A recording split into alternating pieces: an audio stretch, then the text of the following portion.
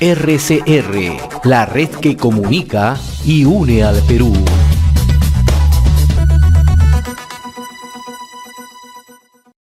Seguimos a través de Enlace Regional RCR, Red de Comunicación Regional, agradeciendo a las estaciones de radio que nos permiten ingresar a distintos puntos del territorio nacional. Nos vamos a trasladar hasta Arequipa. Allí atiende gentilmente la comunicación vía Zoom el doctor Gonzalo Banda. Él es analista en temas políticos, profesor de la Universidad Católica San Pablo de Arequipa. Doctor Gonzalo Banda, qué gusto saludarla. Gracias por atender esta comunicación. Muy amable.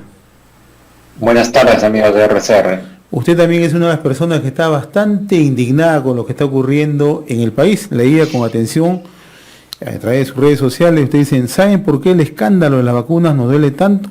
Porque en un país donde la salud es un privilegio de los que tienen más dinero y poder, los políticos se encargan de restregártelo en la cara mientras tus seres queridos mueren, dice usted, ¿no? ¿Cómo afecta este escándalo al gobierno, ¿no? No solamente Martín Vizcarra, ¿no? Sino también al gobierno de Francisco Sagasti tras la divulgación que funcionarios han aplicado la vacuna preferencial de Sinopharm? Creo que nos conduce de nuevo a esta situación lamentable que hemos repetido a lo largo de la pandemia, de que a las desgracias ya muy graves de la salud y la economía, la clase política tiene la desfachatez, el descaro, la traición de complotar contra los peruanos, ¿no? Y lo vuelve a hacer, ¿no? O sea, no lo ha hecho una vez simplemente, lo ha hecho muchas veces en el último año.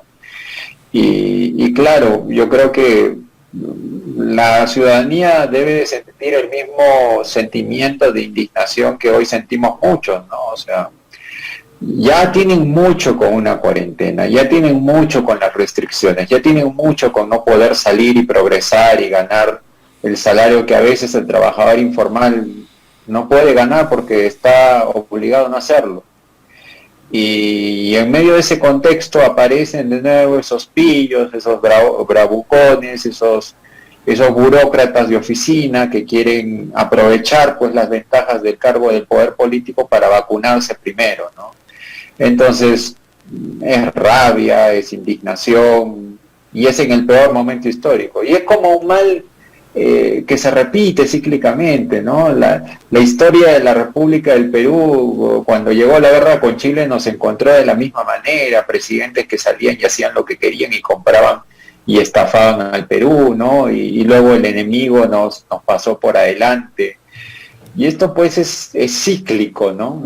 Parece ser que estamos condenados a tener este tipo de filibusteros, ¿no? Ahora, el caso de Martín Vizcarra, la manera como ha venido actuando, usted ha hecho una analogía bien interesante, ¿no? A lo largo de toda esta pandemia hemos visto estos hechos, ¿no? Vizcarra, desde el 15 de marzo en que se declara la emergencia del año 2020, empezó a engañar al país, ¿no? Le dijo que iba a comprar las pruebas moleculares y pruebas rápidas, cosa que nunca lo hizo. Día siguiente dijo, vamos a comprar las tabletas digitales, ¿no? Más de 1 millón de tabletas digitales que hasta el momento no se han cumplido. Posteriormente dijo, vamos a arreglar todos los colegios públicos con agua y saneamiento, ¿no? En caso se reanuden las clases. Tampoco lo hizo. Y a partir de marzo, de junio, julio, empieza su campaña de las vacunas, ¿no? Las vacunas ya llegan antes de fin de año. En agosto decía que eran 5 millones de vacunas. En septiembre ya decía que eran 23 millones de vacunas y después dijo que eso eran 30 millones de vacunas, ¿no? Es decir, una mentira tras otra, ¿no? ¿Cómo es que personajes como Vizcarra se engarzan con facilidad en el sentir popular y es que la población no se da cuenta o simplemente vive adormecida? ¿Cómo interpreta usted esto? Lo que pasa es que Vizcarra ha confirmado que el mito del héroe villano en el Perú es el mito de la política contemporánea, ¿no? Escoge bien a tu enemigo y que sea un enemigo bastante impopular y vas a crecer, ¿no? Entonces, Vizcarra alimentó la retórica del Congreso bravucón, del Congreso irresponsable, ¿no? Y lo hizo con mucha astucia porque tenía un asesor argentino que sabía leer muy bien estas situaciones, ¿no? Vizcarra no fue en ningún momento un convencido de las grandes reformas institucionales ni de la lucha contra la corrupción. Hoy lo que hemos podido comprobar es que Vizcarra utilizó todo esto como medios para mantenerse en el poder. Entonces, a mí no me quepe la menor duda que la lección es que creo, como en otros momentos de nuestra historia, hay que dudar siempre de las retóricas mayoritarias, ¿no? Sobre todo de las retóricas que algunos líderes de opinión en algún momento establecen, ¿no? Porque si tú tienes alguna duda seria, deja que las instituciones hagan su trabajo, investiguen procesos y no simplemente te cuelgues de rótulos que a veces pueden tener un sentido vacío, ¿no? Vizcarra ha aprovechado la indignación del Perú contra el Congreso de la República, que bien ganada se la tiene, Ahora, e hizo eso su campo de batalla, ¿no? ahora, pero hay una similitud también en la reacción del último fin de semana del presidente Sagasti, ¿no? El Congreso citó el día viernes a las ministras Violeta Bermúdez y Pilar Macetti. Al día siguiente, Francisco Sagasti, en una entrevista que le concede a Radio Programa El Perú, dice que renunció la ministra Macetti por el maltrato que aparentemente recibió del Congreso. Hasta allí, nuevamente volvíamos al estilo o al esquema vizcarrista, ¿no? Pero al día siguiente se desmonta todo esto, porque simple y llanamente lo que hemos visto, doctor Gonzalo Banda, es que Pilar Macetti le mintió no solamente al presidente Sagasti, le mintió al país, y ahora estamos viendo cuántos funcionarios. El propio ministro Ugarte ha dicho, los viceministros sí le dijeron a la ministra Macetti que habían sido vacunados. Nuevamente volvemos al tema del Congreso. Entonces, el esquema de que le dio tanto éxito a Vizcarra también lo aplicó Francisco Sagasti. ¿Cuál es su análisis? Lo que pasa es que tienen casi el mismo community manager, ¿no? O sea, el partido morado y Sagasti tiene mucha gente que ha estado vinculada al partido morado.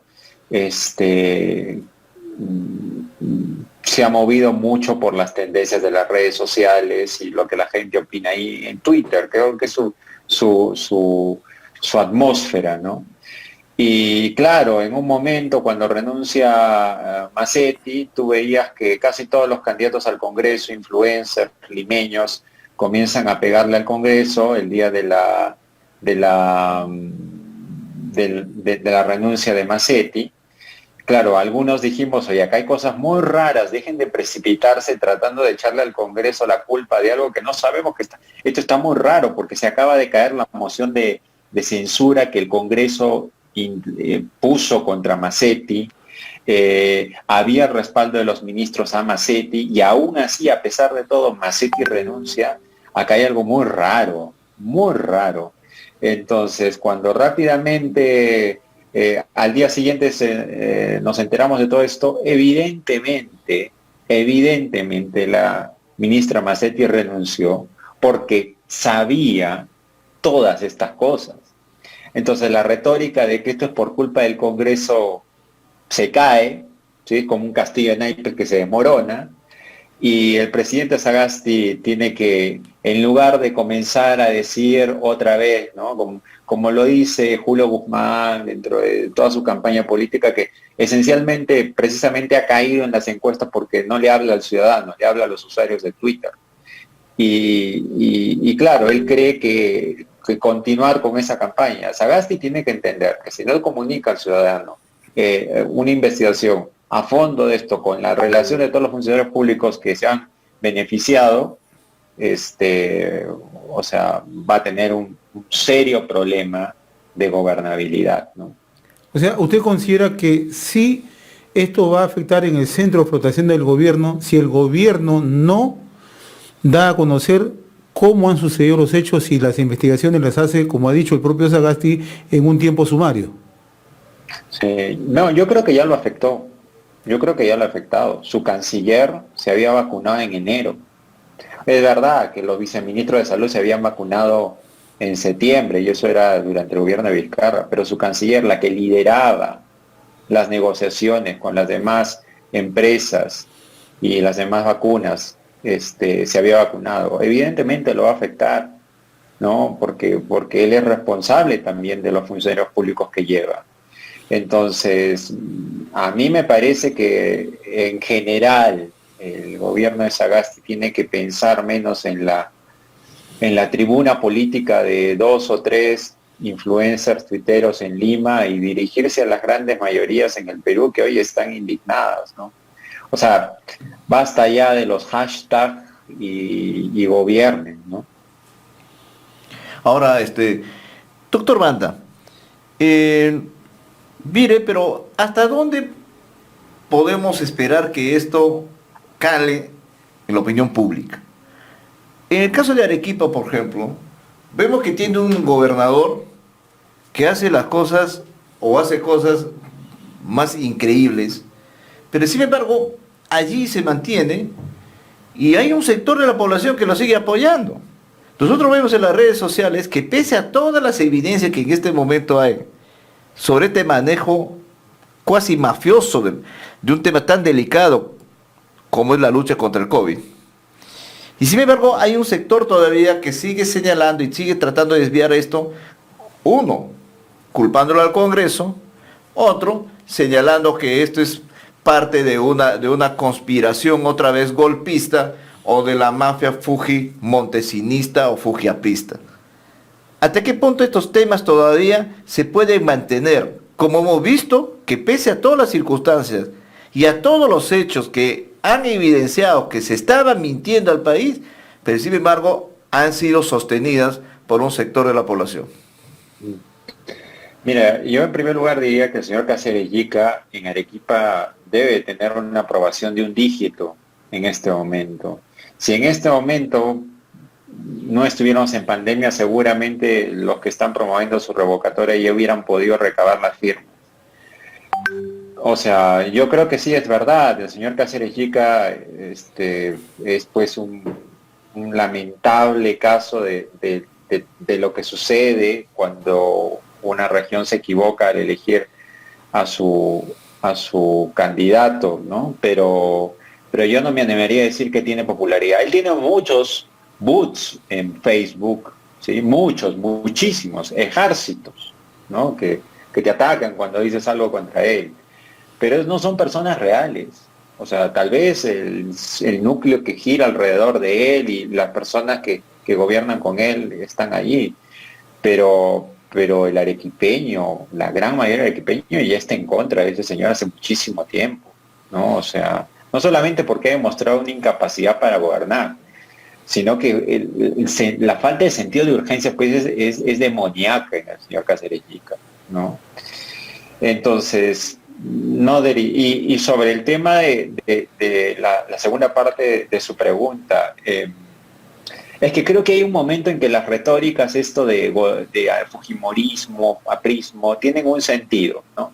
Porque claro, como hizo las cosas Merino, las hizo de una manera tan desprolija y tan prepotente que la gente sintió que le estaban mintiendo y metiendo la mano al bolsillo, ¿no? Pero si hiciéramos un ejercicio de ucronía política, ¿sí?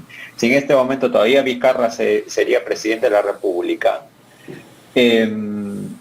lo interesante sería que hoy seguramente el Congreso lo estaría vacando y hoy el señor Merino sería presidente. Sin embargo, producto de la ambición que a veces les gana a muchos de estos parlamentarios, ¿no? O sea, que quieren figurar demasiado, cortan los procesos institucionales, se zampan los procesos institucionales y quieren el poder político. Entonces, mira que Vizcarra hoy estaría más incapacitado moralmente para ejercer la presidencia de la República. Llevó un ejercicio de reconstruir el tiempo, tal vez hoy en día Merino sería presidente de la República, ¿no? Pero siguiendo los debidos procesos y habiendo seguido todo esto, ¿no? Entonces, yo creo que la gente lo que en el fondo rechaza es el engaño, ¿no? O sea, el sentir pues que se están metiendo contra sus intereses, ¿no? Ahora, no descarto igual, dentro de tu pregunta, el nefasto papel que cumplieron muchos escuderos que casi juraron la santidad y virginidad del presidente Vizcarra. Y muchos líderes de opinión y periodistas que se prestaron para eso, ¿no? O sea, y conocidas periodistas que se prestaron para eso, defendiendo, o sea, una cosa es decir que lo que hizo Merino fue prepotente, ¿no? Y otra cosa es sostener pues la santidad de un régimen que no era santo, ¿no? Entonces sí, yo creo que esto lo que nos debe enseñar es que esas posiciones en política hay que dejarlas de lado, ¿no? Porque no se puede hacer políticas. Ahora, doctor Banda, en ese sentido también, ampliando un poco esta visión, ustedes están desde una región y quizás tengan una mirada distinta a cómo la endogamia política y mediática en Lima ve las cosas. Desde ese punto de vista le pregunto lo siguiente. ¿Cómo interpreta usted que ahora se haya silenciado completamente, por ejemplo, muchas organizaciones, muchos gremios, muchas instituciones que antes estaban pero prestos para emitir su opinión? Apenas se decía algo, por ejemplo, contra el señor Vizcarra, apenas se quería poner en duda alguna gestión que estaban haciendo antes de gobierno. Y aparte de eso, también vimos la prolijidad, ¿no?, de los gobiernos regionales y muchos alcaldes, decenas de alcaldes que salían inmediatamente, venían a Lima en plena pandemia a reunirse con el presidente, ni siquiera lo hacían virtual, para darle su respaldo inmediato, con pronunciamientos en los medios de comunicación. ¿Y dónde están ahora esos líderes regionales? Están interpretando el malestar, la indignación de su población y de sus electores, o están también arrinconados allí, esperando que la ola pase, nuevamente como si nada hubiera ocurrido, para que las cosas continúen así. Lo que pasa es que con un Congreso disuelto, muchos de los alcaldes seguramente vieron, mira, ¿quién va a administrar el presupuesto de la República? El presidente de la República. Ok, ¿con quién nos tenemos que alinear? Con el presidente de la República. Y en ese momento optaron por una visión más pragmática, ¿no? Por eso es que Vizcarra, como no tenía congresistas, tenía la Asociación de Municipalidades y la Asociación de Gobiernos Regionales. Y claro, al tener el candado del presupuesto público, con eso bailan todos, ¿no? Y lo usó de una manera indebida, ¿no? Creo que la gran mayoría de ellos lo hicieron de muy buena fe, ¿sí? Pero en este momento no me aventuro a nada, ¿sí? ¿Qué habrá habido detrás? No lo sabemos todavía, es muy prematuro. El señor acaba de ser presidente de la República hace solo 3 meses. Es muy poco tiempo para descubrir la podredumbre de un régimen. ¿Cuánto tiempo pasó desde que comenzamos a darnos cuenta de la podredumbre del régimen de Fujimori? Sabíamos que había algo muy malo, pero todo el desmontaje del aparato y todo lo que terminó siendo fueron muchos meses después. O sea, al igual que en el caso de Ollanta Humala y en el caso de Alejandro Toledo, o sea, hay que esperar, porque yo creo que no estamos ni de cerca de habernos aproximado a la boca del lobo, ¿no? O del lagarto, como dice Carlos Paredes, ¿no? Yo creo que eso es así, ¿no? Entonces, creo que lamentablemente Vizcarra marcó un estilo de hacer política sin el Congreso. Y creo que si alguna lección debemos de aprender esto es que no se puede hacer política en ninguna democracia occidental sin el Congreso de la República. Podrá ser populismo, pero ninguna democracia sana en el mundo funciona sin un Congreso que pueda trabajar de la mano con el Ejecutivo. Ahora, doctor, ¿este lagarto tiene o no tiene opción para el Parlamento? ¿O es que cualquier cosa... ¿Sí tiene opción para el Parlamento? Sí tiene. Tú me preguntarás, pero es que están locos, la gente está fanatizada. Es que es un caudillo. Yo te podría decir que acá, así como ha surgido el antivizcarrismo en los últimos días más fuerte, que ya estaba presente en la política peruana, somos un país de, como diría Carlos, ¿no? Mi amigo Carlos Meléndez diría, de identidades políticas contrarias, ¿no? Entonces las fuerzas políticas más grandes del Perú son el antifujimorismo y el antiaprismo. Pero también ha surgido el vizcarrismo y el antivizcarrismo. Y lo que estamos viendo ahora último es que los estertores del vizcarrismo, y hay gente que va a votar por Vizcarra, y tal vez Vizcarra saque, pues, no sé, 100.000, 150.000 votos, ¿sí? Puede pasar, ¿sí? Porque hay gente que va a seguir creyendo en teorías de la conspiración y que todo esto está producto de los medios de comunicación, y puede pasar, pero, o sea, mis queridos amigos, es la historia del Perú, estamos llenos de caudillos que han hecho su carrera política en base a un caudal político que en algún momento obtuvieron y lo han repetido a lo largo del tiempo, sino que era Leguía, sino que era Sánchez Cerro, sino que era Odría, o sea, estamos llenos de esos ejemplos en nuestra historia republicana. Lo que pasa es que no aprendemos, ¿no? Pero bueno, es triste, sí. Pero lo bueno es que ya pasó la reforma política de que si el señor Vizcarra es elegido, la Corte Suprema rápidamente lo desfalca y lo va a dejar desplumado como pollo que se vende en el mercado. Doctor Gonzalo Banda, yo le agradezco infinitamente esta comunicación con RCR, Red de Comunicación Regional. Como siempre, ha sido grato conversar con usted. Muy amable, un fuerte abrazo a la distancia. RCR, la red que comunica y une al Perú.